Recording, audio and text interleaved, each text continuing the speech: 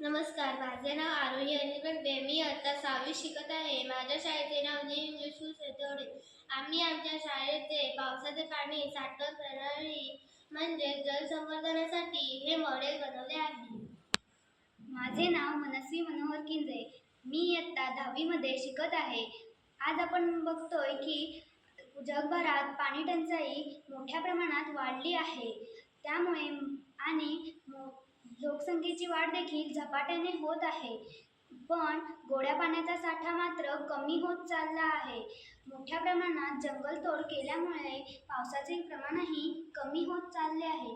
त्यामुळे सर्वांसमोर एक प्रश्न उभा राहिला आहे, तो म्हणजे पाणी टंचाई. पाणी टंचाईचे काय करायचे?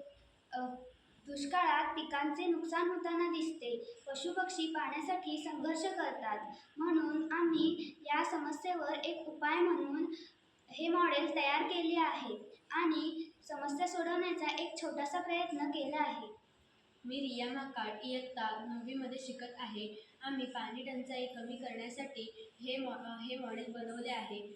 जेव्हा पाऊस पडतो तेव्हा झाडांची जंगलतोड झाल्यामुळे झाडांची संख्या कमी झाल्यामुळे हे पाणी वाहून जाते व ते जमिनीत झिरपत नाही, तर वाहून जाते व नदी नाल्यात जाते. नदी नाल्यात जाऊन ते पाणी समुद्राला जाऊन मिळते व ते पूर्ण पाणी खारट होऊन जाते. या सर्वात भूजल पातळीत वाढच होत नाही. या मॉडेलमध्ये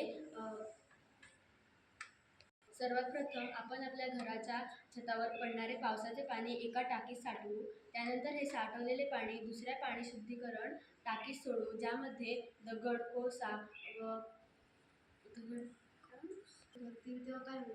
वाळू, कापसाचा थर आहे. या प्रणालीत पाणी सोडल्यावर हे पाणी शुद्धीकरण होईल व हे शुद्ध झालेले पाणी विहिरीत सोडू. मी रक्षिता भुवनी इयत्ता 8वी शिकत आहे. आम्ही हेच मॉडेल का निवडले तर पावसाचे 4 महिने संपले की डिसेंबर-जानेवारीपासून आमच्या भागातील पाण्याची पातळी कमी होण्यास सुरुवात होते. नळाला देखील पाणी 4-5 दिवसांनी येते. तर आमच्या भागातील लोकांना पाण्यासाठी खूप हालअपेष्ट सोसाव्या लागतात.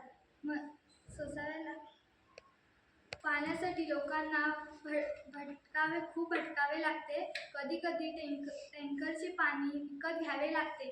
बायकांना डोक्यावरून 3-3 हंडे घेऊन दूरवरून पाणी आणावे लागते. या पाणी टंचाईवर उपाय म्हणून आपण सर्वांनी अशा प्रकारे पाणी साठवले तर भूजल पातळी वाढवण्यास मदत होईल. माझे नाव शमिका संतोष थूर. मी इयत्ता 7वी शिकत आहे.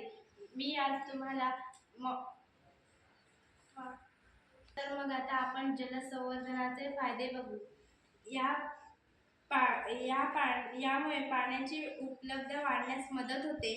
पृथ्वीवरील जीवसृष्टी टिकवण्यासाठी पाण्याचे संवर्धन करणे आवश्यक आहे.